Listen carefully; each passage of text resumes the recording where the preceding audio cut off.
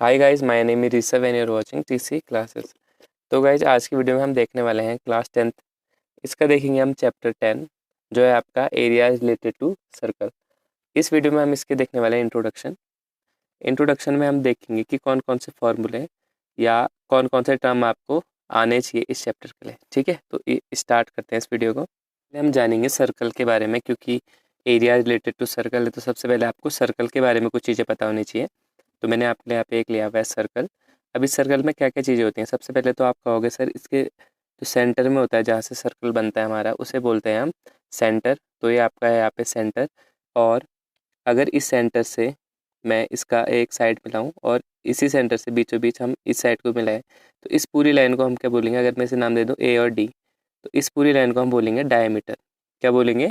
Diameter. ऐसे ही मैं यहाँ से भी मिलाऊँ आपका इस सेंटर को और इस साइड से भी इस सेंटर को मिलाऊँ, तो इस पूरी लाइन को अगर मैं से बोल लूँ बी और सी, इसे भी हम क्या बोलेंगे?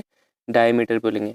ठीक है, तो ये हो गया आपकी पूरी लाइन जब आपका क्या करती हो, पूरे सर्कल को टच करती हो, मतलब दो पॉइंट्स पे, एक पॉइंट ये आ गया, एक पॉइंट ये आ गया और बीच में आपका क्या हो, सेंटर हो, तो इसे क्या बोलेंगे हम? डायमीटर। तो फर्स्ट तो आता है आपका डायामीटर। ये टर्म्स आपको ध्यान रखने और देखना भी आना चाहिए इसमें कैसे होते हैं। तो फर्स्ट है आपका डायमीटर। नेक्स्ट आपका आता है कि अगर हम सर्कल से हम क्या लें, एक ऐसी लाइन खींच दें। ये क्या करी मैंने? डायमीटर नहीं खींची पूरी, मैंने उसकी हाफ करी। तो डायमीटर की हाफ हमेशा हमारी क्या होती है? रेडियस। तो ये जो लाइन बनी हुई है इसे मैं क्या बोलूँगा? रेडियस। ये क्या है आपकी? रेडियस। और ये ध्यान रखना कि जो रेडियस होती है वो क्या होती है? आपके डायमीटर की हाफ होती है। रेडियस को हम लिख सकते हैं कि हाफ होती है किसकी? डायमीटर की। तो एक तरह से आपका एक फॉर्मूला भी बन गया कि रेडियस इक्वल टू क्या होता है?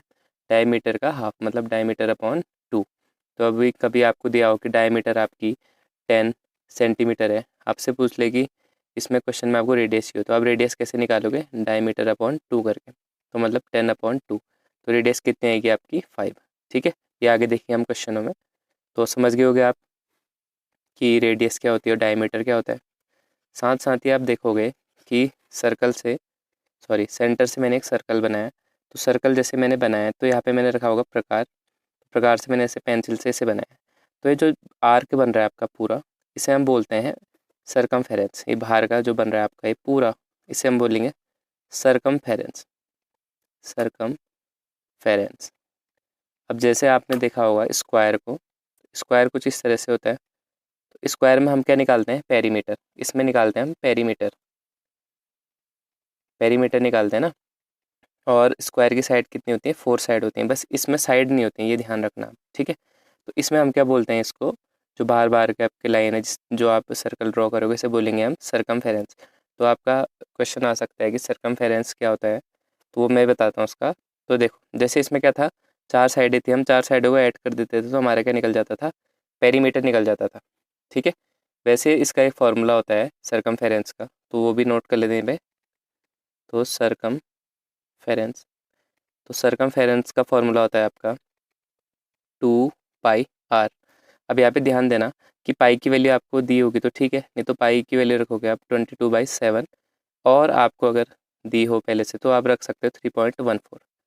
या आपको स्पेसिफिक दी हो सकती है कि किसी क्वेश्चन में आपको दिया हो कि पाई बराबर ये रखिए 22/7 या 3.14, तो उसके हिसाब से रखोगे, नहीं तो नॉर्मली आप यूज़ करोगे 22/7 को। ठीक है, इसके अलावा जैसे सरकमफेरेंस होता है, जैसे इसमें होता है पेरीमीटर आपका स्क्वायर में, और क्या निकाल सकते थे आप? इसका एरिया। वैसे आपका एरिया किस में भी होता है? इस सर्कल का एरिया भी। तो एरिया का मतलब क्या होता है? जितना एरिया ये ले रहा है, मतलब जैसे अगर मैं सेट कर दूँ पूरा, तो इसके अंदर का जो एरिया है बीचों का, इसे बोलेंगे हम क्या? एरिया। तो एरिया होता है आपका इसका πr²। इसमें भी सेम वही चीज़ है, पाई की जगह आप क्या पुट कर सकते हो? 22/7 या 3.14। ज़रूरी नहीं है कि ये पुट करो, ये भी कर सकते हो, बट क्वेश्चन देख लेना पहले। क्वेश्चन में कभी कभी कहा रहता है कि पाई बराबर 22/7 रखो या पाई बराबर 3.14 रखो, तब उस हिसाब से आप इसको या इसको प्रेफर करोगे। वैसे ज़्यादातर क्वेश्चन में आपका ये काम आएगा 22/7 वाला। ठीक है, तो ये तो हो गया आपका बेसिक इंट्रोडक्शन, इसे इरेज करते हैं। अब थोड़ा सा चैप्टर के अंदर डीप डाउन जाते हैं कि इसमें क्या क्या चीज़ें हैं आपकी। ये तो आपने नोट कर ही लिया होगा ना, ये फॉर्मूला आपके काम आएंगे, अभी तो ये नोट कर लो आप। इसके अलावा देखो, मैं इसे इरेज कर देता हूँ पहले तो एक दो बेसिक चीज़ें और रह गई हैं, जैसे मैंने आपको डायमीटर बताया, रेडियस बता दिया। अब हम देख लेते हैं कॉर्ड के बारे में, क्योंकि इसमें आपकी यूज़ होगी कॉर्ड। तो कॉर्ड आपकी क्या होती है, कॉर्ड आपकी जब भी एक लाइन आप ऐसे ड्रॉ करोगे, और कॉर्ड क्या होता है आपका 2 पॉइंट से मिलकर बनती है किसी भी सर्कल पे। ये ध्यान रखना आप कि 2 पॉइंट से मिलकर बन रही होगी आपकी कॉर्ड, तो इसे मैं क्या बोलूँगा, कॉर्ड। अब देखो भैया, कॉर्ड के ना बहुत से रूल होते हैं, बहुत से प्रॉपर्टीज़ होती हैं कह लो उनको। तो प्रॉपर्टीज़ तो मैं भी नहीं बताऊंगा, वो क्वेश्चन में देखेंगे थोड़ी थोड़ी। एक चीज़ और देखो इसके अलावा, एक होता है आपका टेंजेंट। तो टेंजेंट क्या होता है, टेंजेंट आपका सर्कल में सिर्फ एक पॉइंट पर टच करता है। अगर मैं यहाँ से टेंजेंट बनाऊंगा तो इस टाइप का टेंजेंट बनेगा। वो कहाँ पे कर रहा है, सिर्फ इस पॉइंट पर टच कर रहा है, तो इसे मैं बोलूँगा आपका टेंजेंट। टेंजेंट, ठीक है। तो ये हो गया आपका कॉर्ड और टेंजेंट। अब इनके कुछ रूल भी होते हैं, जैसे अगर मैं आपको एक कॉर्ड का रूल बता देता हूँ, तो कॉर्ड एक यहाँ पे बना देता हूँ नीचे पे। कॉर्ड 2 पॉइंट्स मिलकर बनेगी आपकी कॉर्ड, ये होगी कॉर्ड। अगर आपका सर्कल से, क्या बोल रहा हूँ मैं, अगर आपका सर्कल से आप परपेंडिकुलर ड्रॉ करोगे, परपेंडिकुलर कितने का होता है आपका क्वेश्चन, 90 डिग्री का। अगर मैं बोल रहा हूँ सर्कल से परपेंडिकुलर ड्रॉ करो किस पे, कॉर्ड पर, तो वो कॉर्ड को ना टू पार्ट्स में डिवाइड करेगा और इक्वल इक्वल डिवाइड करेगा। तो अगर हम सर्कल के सेंटर से कोई परपेंडिकुलर ड्रॉ करें किस पे, कॉर्ड पर, तो कॉर्ड को बाइसेक्ट कर देता है। कॉर्ड को बाइसेक्ट करने का मतलब है कि जो इस साइड का जो आपकी लेंथ है और जो इस साइड की लेंथ है वो क्या हो जाएगी, इक्वल हो जाएगी। ये वाली आप जो प्रॉपर्टी है इसे ध्यान रखना, क्योंकि अभी क्वेश्चन पे भी आपके यूज होगी, ब्रेक कर देगी, ठीक है। तो ये हो गया कॉर्ड और टेंजेंट। इसके बाद देखो, अब मैंने बोला था आपको कि बताएंगे इसके बाद क्या, सेगमेंट देखेंगे इसके बाद। तो नेक्स्ट हम देखेंगे सेक्टर्स के बारे में, कि माइनर सेक्टर क्या होता है एंड मेजर सेक्टर क्या होता है। तो देखो, सबसे पहले मैंने यहाँ पे आपका ले लिया सर्कल का सेंटर, इससे मैंने एक रेडियस बना ली। सेम यहाँ से मैंने इस साइड को भी एक रेडियस बना ली। तो आपका यहाँ पे क्या हुआ, सर्कल 2 पार्ट्स में डिवाइड हो गया। तो जो बड़ा वाला पार्ट हुआ ना आपका, इसे आप बोलोगे मेजर सेक्टर। इसे बोलेंगे हम मेजर, मेजर मीन्स बड़ा वाला, तो मतलब इसे बोलेंगे हम मेजर सेक्टर। सॉरी, फिर मैंने सेगमेंट लिख दिया यहाँ पे।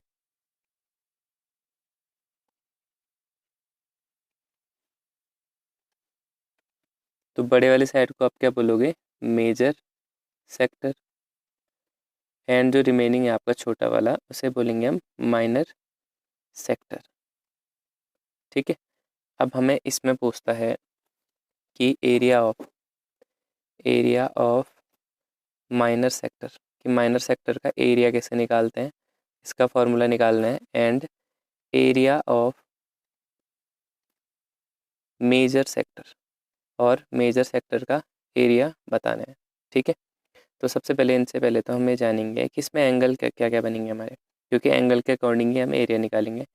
तो अगर मान लो इसको मैं नाम दे देता हूँ, ये सेंटर है ओ, ये है ए, ये है बी आपका। तो अगर मैंने मान लिया यहाँ पे जो एंगल बन रहा है आपका, वो एंगल आपका थीटा बन रहा है। कितना बन रहा है, थीटा। तो इसके जो ऊपर साइड पे बन रहा होगा आपका, ये वाला एंगल जो मेजर सेक्टर में बन रहा होगा, उसे हम बोलेंगे 360 माइनस थीटा, या इसे हम रिफ्लेक्स एंगल भी बोलते हैं। ये ध्यान देना आप कि अगर हमारा माइनर सेक्टर में क्या बन रहा है, एंगल थीटा बन रहा है, तो इसके अपोजिट में हम मेजर सेक्टर में देखेंगे, क्योंकि यहाँ पे हमें एंगल चाहिए। तो आपका क्या बनेगा, 360 माइनस थीटा। इसे हम बोलते हैं रिफ्लेक्स एंगल। क्या बोलते हैं, रिफ्लेक्स एंगल भी बोलते हैं। तो अब हम देख लेते हैं एरिया ऑफ माइनर सेक्टर कैसे निकालते हैं। तो माइनर सेक्टर आपका ये नीचे वाला है, और इसके अलावा एक चीज़ और देखो कि इस सेक्टर को किस आर्क से बना रखा है। तो आर्क आप बोलोगे सर ए और बी है आर्क, बट ऐसे नहीं बोलना है आपको। यहाँ पे क्या था आपका नाम, मैं पेन चेंज कर लेता हूँ एक बार। देखो, ये मैंने क्या कहा था, सेंटर क्या है हमारा, ओ है सेंटर, ए बी, तो ये वाली आर्क है ना। तो मैं ऐसे नहीं बोलूँगा कि ओ ए बी हमारी आर्क है, तो मैं ऐसे बोलूँगा कि जो माइनर सेगमेंट है उसमें क्या आर्क है, उसका नाम बताते हैं पहले, माइनर सेक्टर। तो ये है आपकी ओ, ए एंड बी। तो ये नहीं लिखोगे आप, इसके बीच में एक पॉइंट लेना पड़ेगा आपको। इस पॉइंट को नाम दे देता हूँ, मान लो मैंने पी नाम दे दिया। तो अब आप इसे बोलोगे ओ ए पी बी। क्या बोलोगे, ओ ए पी बी। ये क्या आपकी आर्क है, किस वाले पे, जो माइनर सेगमेंट पे, सॉरी माइनर सेक्टर पे बनी हुई है। सेम आप ऐसे मेजर सेक्टर पे देखोगे, तो मेजर सेक्टर में भी सीधे ही नहीं बोलोगे कि आप ए ओ बी आपकी जो आर्क है, ये आर्क नहीं है आपकी। आप क्या दोगे यहाँ पे, इस आर्क पे कुछ नाम दे दोगे, एक पॉइंट बना के। जैसे मैंने यहाँ पे पी दिया, मान लो मैं यहाँ पे क्या दे दूँ, क्यू दे दूँ। तो मैं इस वाले सेक्टर के आर्क को क्या बोलूँगा, ओ ए क्यू बी। तो जो मेजर सेक्टर पे बन रही है आपकी, मेजर सेक्टर पे आपकी क्या बन रही, आप लिखोगे ओ ए क्यू एन बी, ये वाली ना, ओ ए क्यू एन बी, ये जो मेजर सेक्टर पे आपकी आर्क बन रही है उसे क्या बोलेंगे हम, ओ ए क्यू बी आर्क। तो ये देखना भी आपको आना चाहिए, ठीक है। अब हम देखेंगे एरिया ऑफ माइनर सेक्टर। तो मैंने बोला था कि माइनर सेक्टर में आपको एंगल की जरूर पड़ेगी, तो हमने यहाँ पे क्या माना था, माइनर पे थीटा। मैंने आपको बताया था कि टोटल आपका किसी भी लाइन पे अगर आप एंगल देखोगे तो ये कितना होता है आपका 180। अगर मैं पूरी लाइन पे देखूँ ऐसे गोला करके, तो टोटल कितना होता है आपका 360 होता है। तो ये किससे होगा आपका, थीटा अपॉन 360 इनटू, अब बात किसकी चल रही है हमारी, माइनर सेक्टर की, मतलब ये अंदर वाला पार्ट जो है हमारा, तो ये किसके अंदर आएगा आपका, एरिया के अंदर। तो एरिया का फॉर्मूला क्या होता है आपके सर्कल का, वो होता है आपका पाई आर स्क्वायर। तो आपका माइनर सेक्टर का जो फॉर्मूला बना pi theta upon 360 into pi r square. Pi की वैल्यू वही 22/7 रख सकते हो, या 3.14, या जो आपको क्वेश्चन में दी होगी वही पुट करोगे। ऐसे देखो मेजर सेगमेंट में, या मेजर सेक्टर में सॉरी, तो मेजर सेक्टर में आप देखोगे एंगल कितना बन रहा था, मैंने बोला ना रिफ्लेक्स होता है उसका, तो रिफ्लेक्स कितना बन रहा है 360 माइनस थीटा अपॉन में टोटल कितना बनता है आपका 360 इनटू, अब ये भी क्या है आपका अंदर वाला पार्ट है ना, तो इसी के बोलोगे आप एरिया। तो एरिया का मतलब क्या है आपका पाई आर स्क्वायर, ठीक है। तो ये क्या हो गया आपका area of minor sector and area of major sector. ऐसे आपकी जो आर्क है ना, इनका भी एरिया निकाला जाता है।